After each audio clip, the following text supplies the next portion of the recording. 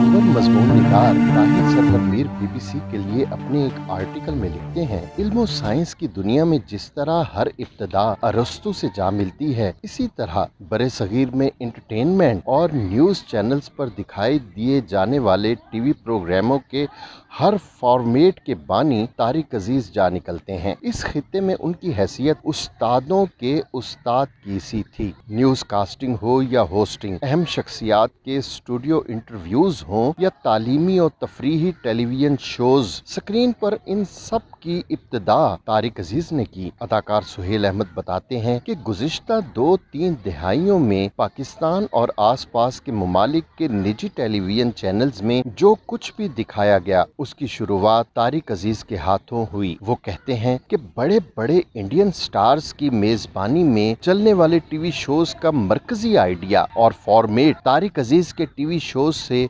मुस्तार लिया गया। शायद यही वजह है कि एक अरसे से इंडियन निजी टीवी चैनल पर मकबूल साजिद खान और रतीश देशमुख का प्रोग्राम यारों की बारात बिलवास्ता तौर पर और पाकिस्तान में फहद मुस्तफ़ा के इनामी टीवी शो पर तारिक अजीज के अंदाज की गहरी छाप देखी जा सकती है। 26 नवंबर 1964 को पाकिस्तान टेलीविजन ने जब लाहौर से अपनी नशरियात का आगाज किया तो तारिक अजीज उस पर दिखाई देने वाला पहला चेहरा थे। वो पीटीवी पर 56 बरस की तवील मुद्दत तक नजर आते रहे। उसकी वजह ये रही कि उन्होंने पीटीवी के अलावा किसी भी निजी टीवी के लिए कभी काम नहीं किया। हालांकि प्राइवेट सेक्टर से उन्हें भारी मुआवजे की पेशकशें की जाती रहीं। सन 2000 में जब पाकिस्तान में निजी टीवी चैनल्स की शुरुआत हुई तो पीटीवी के स्टार्स और सुपरस्टार्स को मुंह मांगे मुआवजों पर प्राइवेट चैनल्स ने हायर किया, जिसका मकसद ज्यादा से ज्यादा आवाम को अपने चैनल से वाबस्ता करना था। उस मुहिम के तहत लगभग पीटीवी के प्लेटफॉर्म से मारूफ होने वाला हर चेहरा प्राइवेट चैनल्स पर जलवागर हुआ। लेकिन तारिक अजीज प्राइवेट सेक्टर की दस्तरस से बाहर रहे। हालांकि वो चाहते तो निजी टीवी शोबे से अच्छी खासी रकम बना सकते थे। जिंदगी के आखिरी 16 बरसों में तारिक अजीज के साथ प्रोड्यूसर की हैसियत से काम करने वाले आगा कैसर बताते हैं कि निजी टीवी के हर काबिल जिक्र मीडिया हाउस की ख्वाहिश रही कि तारिक अजीज उनकी टीवी स्क्रीन पर आकर पाकिस्तान जिंदाबाद का नारा लगाएं, लेकिन उन्होंने कौमी टीवी से वाबस्ता रहना ही अपने लिए एजाज समझा। आगा कैसर ने एक मारूफ मीडिया हाउस का जिक्र करते हुए बताया कि सबसे पहले रमजान ट्रांसमिशन की पेशकश हुई, मगर लाखों रुपए की ऑफर के बावजूद उन्होंने ये पेशकश कबूल ना की। जब मैंने उनसे पूछा कि आपने लाखों रुपए ठुकरा दिए हैं, तो तारिक साहब ने कहा था कि चाहता हूं मेरी बात और आवाज कौमी इदारे यानी पीटीवी के जरिए ही कौम तक पहुंचे। आगा कैसर ने बताया कि तारिक अजीज बीमारी में भी रिकॉर्डिंग कैंसिल नहीं कराया करते थे। बाज़ौक़ात ऐसा हुआ कि तारिक साहब को शदीद बुखार था। हमने उन्हें मशवरा दिया कि रिकॉर्डिंग कैंसिल कर देते हैं, लेकिन उन्होंने कहा कि नहीं दोस्त,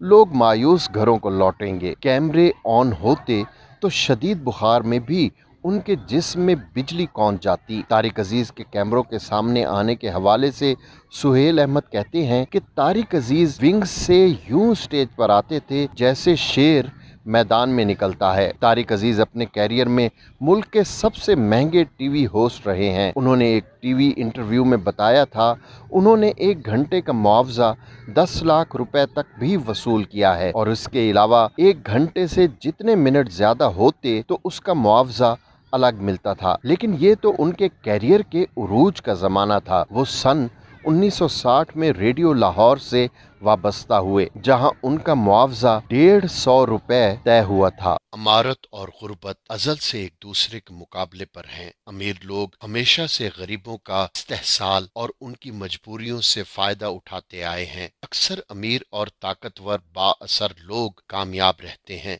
मगर बाज़ौक़ात कमजोर और गरीब कुछ पल्ले न होने के बावजूद अमीर और ताकतवर को झुकने पर मजबूर कर देते हैं। आज हम आपको एक ऐसा वाक़या बताने जा रहे हैं जो बहरिया टाउन के मालिक मलिक रियाज के साथ पेश आया। मलिक रियाज की सारी दौलत और असर व रसूख उन्हें चंद कनाल जमीन न दिला सका, क्योंकि उनके मुकाबले पर एक ऐसा अल्लाह का नेक बंदा था जिसने अपनी जिंदगी एक नेक काम के लिए वक्फ कर रखी थी। ये 2013 की बात है, जब पूरे मुल्क और बैरून मुल्क से सरमाया धड़ाधड़ कराची का रुख कर रहा था कि वहां रातों रात लाखों रुपए करोड़ों में और करोड़ों रुपए अरबों में तब्दील हो रहे थे। हर कोई बहरिया टाउन में सरमायाकारी कर रहा था, लेकिन दौलत के इस बहते समंदर में हाथ न धोने वाला उस वक्त एक ही शख्स था जो बहरिया टाउन के दरवाजे पर चंद एकड़ अराजी का मालिक था, सैयद बदियुद्दीन आगा। जी हाँ, इस मर्द कलंदर के पास तो शायद 1 लाख रुपए भी न थे, मगर कनात तवक्कुल की दौलत से वो माला माल था। सैयद बदियुद्दीन बहरिया टाउन कराची के दोनों मेन दरवाजों के दरमियान वाक़ 15 एकड़ अराजी के मालिक थे। मलिक रियाज के ब्रोकर्स ने उस अराजी की बोली चंद करोड़ से शुरू की और फिर चलते चलते ये बोली 42 अरब रुपए तक जा पहुंची। जी हाँ, सैयद बदियुद्दीन को 15 एकड़ के इस कतई अराजी के लिए 42 अरब रुपए की पेशकश की गई, मगर सैयद साहब की जबान पर शुरू से लेकर आखिर तक इनकार रहा। अब आप इस शशोपंज में मुब्तला होंगे कि आखिर ये शख्स कौन है और उसने इतनी बड़ी पेशकश को ठुकरा क्यों दिया। आइए जानिए और हैरान हो जाइए। कहानी शुरू होती है 1996 से, जब सैयद बदियुद्दीन के वालिद सैयद अली आगा सुपर हाईवे पर एक छोटे से होटल पर चाय पीने के लिए रुके। उस होटल के साथ ही 1 एकड़ के छोटे से प्लॉट पर अलम लगा हुआ था। इसी असना में उस अराजी के मालिक अमजद अली नकवी भी होटल पर आ गए। उन्होंने सैयद मोहम्मद अली आगा से बातचीत शुरू कर दी। थोड़ी देर बाद वो बोले, आगा साहब, मैं इस जमीन पर इमाम बारगाह बनाना चाहता था, मगर अब आप आ गए हैं तो ये जगह आपके हवाले। इस पर इमाम बारगाह बनाए, मस्जिद या मदरसा, आप जो चाहें करें। आगा मोहम्मद अली ने उस जमीन पर मदरसा कायम करने का फैसला किया। ये वो वक्त था जब उस इलाके में आबादी का दूर दूर तक कोई नामो निशान न था। बिजली, गैस और पानी की सहूलत तो दूर की बात है। इन दिनों सैयद बदियुद्दीन आगा सऊदी अरब में अपनी तालीम मुकम्मल करके वापस आए थे। उन्होंने अपने वालिद से कहा, बाबा जान, इस दूर दराज जगह पर कौन तालीम हासिल करने आएगा, और फिर मुझे तो यहाँ की इलाकाई जबान भी नहीं आती। उस पर सैयद मोहम्मद अली आगा बोले, बेटा, एक वक्त आएगा यहाँ एक शहर आबाद होगा। अपने वालिद के हुक्म से मजबूर होकर सैयद बदियुद्दीन आगा ने चंद तालिब इल्मों के साथ उस वीरान जगह पर खैमों में रिहाइश इख्तियार की और दरसो तदरीस का सिलसिला शुरू कर दिया। उस इलाके में जिंदगी बहुत दुश्वार थी, मगर सैयद बदियुद्दीन साबित कदम रहे। छरसा गुजरा तो उसी होटल के मालिक ने अपनी जमीन भी मदरसे के लिए वक्फ कर दी। लोग उन्हें वहाँ तालीम देता और नमाज की तैयारियां करता देखते तो कहते, जनाब, इस बेयाबान में कौन नमाज और कुरान पढ़ने आएगा, किसी आबादी का रुख कीजिए। मगर आगा साहब हमेशा जवाब देते, एक वक्त आएगा जब यहाँ नमाज पढ़ने वालों का इतना रश होगा कि तिल धरने की जगह न होगी। देखते ही देखते 12 साल गुजर गए। इसी दौरान इमाम बारगाह वाले अमजद अली नकवी ने अपनी मजीद जमीन आगा बदियुद्दीन के हवाले कर दी और यूं ये मदरसा 15 एकड़ अराजी पर मुहित हो गया। मदरसे के लिए जमीन का आखिरी सौदा करते वक्त आगा सैयद बदियुद्दीन के पास कुछ भी न था। उन्होंने अपनी इकलौती कार बेची और 2 लाख रुपए बयाना अदा कर दिया। चंद रोज बाद उम्रे के लिए मदीना मुनव्वरा चले गए। वहाँ रोज़ा रसूल पर हाजिरी दी और यूं गोया हुए, नाना जान, मदरसे की जमीन का बयाना दे आया हूँ। अब मेरे पास अदायगी के लिए और कुछ भी नहीं, कुछ नजरे करम फरमाइए। दुआ के बाद रोज़ा रसूल से बाहर आए और परेशानी के आलम में खड़े थे कि एक शख्स पास आया और बोला, हजरत, कोई परेशानी है तो बताइए। आपने पहले तो जवाब दिया, कुछ नहीं, बस यूं ही। मगर फिर फौरन ख्याल आया, अभी अभी रोज़ा रसूल पर अर्जी डाल कर आया हूँ। इसी असना में उस शख्स ने दोबारा पूछा, हुजूर, कोई परेशानी लाहक है तो बोलिए। आपने सारा माजरा बयान कर दिया। वो शख्स आपको वहीं रुकने का कहकर चला गया। कुछ देर बाद लौटा तो नकद रकम उसके हाथ में थी, जो उसने आगा सैयद बदियुद्दीन के हवाले कर दी। और यूं काली कमली वाले ने उस मदरसे की जमीन के सौदे की अदायगी में अपना हिस्सा डाल दिया और रकम अदायगी का बंदोबस्त हो गया। 2013 में जब बहरिया टाउन का आगाज हुआ तो उस इलाके में मौजूद गांव गोठ बिकना शुरू हुए। जिसकी जो कीमत लगी उसने वसूल की और अराजी बहरिया टाउन वालों को बेचकर चलता बना। मगर पहले रोज से ही आगा सैयद बदियुद्दीन का मदरसा अपनी जगह पर कायम रहा और आखिर तक इनकार ही रहा। लालच, धमकी, धौंस, मिन्नत, समाजत हर हरबा आजमाया गया,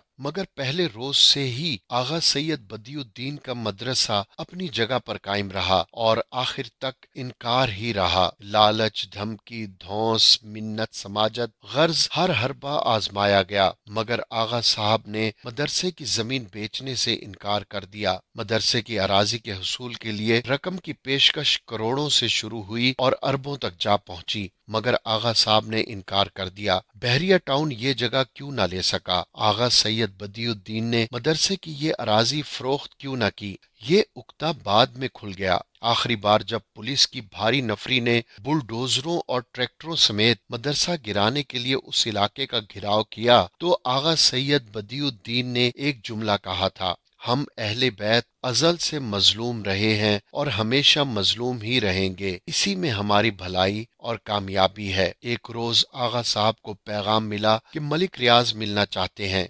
सिक्योरिटी वजूहात की बिना पर वो खुद नहीं आ सकते। अगर आप मेहरबानी करें और दफ्तर तशरीफ ले आएं बेहतर होगा। आपने हामी भर ली और मलिक रियाज के दफ्तर बहरिया टाउन तशरीफ ले गए। जब मुलाकात हुई तो मलिक रियाज ने पूछा, जनाब आप क्या चाहते हैं? आगा साहब बोले, जनाब आपने बुलाया है, आप बताइए आप क्या चाहते हैं? मलिक रियाज ने कहा, हमें अपने टाउन के लिए आपकी जमीन दरकार है, उसकी जो कीमत कहेंगे हम अदा करने को तैयार हैं। आगा साहब ने कहा, हुजूर अगर आप 1 इंच के बदले 1 करोड़ रुपए भी दें तो हम ये जमीन फरोख्त नहीं करेंगे। बता अगर जबरदस्ती लेना चाहें तो हम मस्कीन लोग हैं, कांधे पर चादर रखेंगे और चल देंगे। ये जमीन आपको मुबारक हो। ये सुनकर मलिक रियाज कुछ देर खामोश रहे, फिर बोले, आगा साहब हमारा अब इस जमीन पर कोई दावा नहीं, हमें ये जमीन ना अब चाहिए ना आइंदा कभी आपको शिकायत होगी।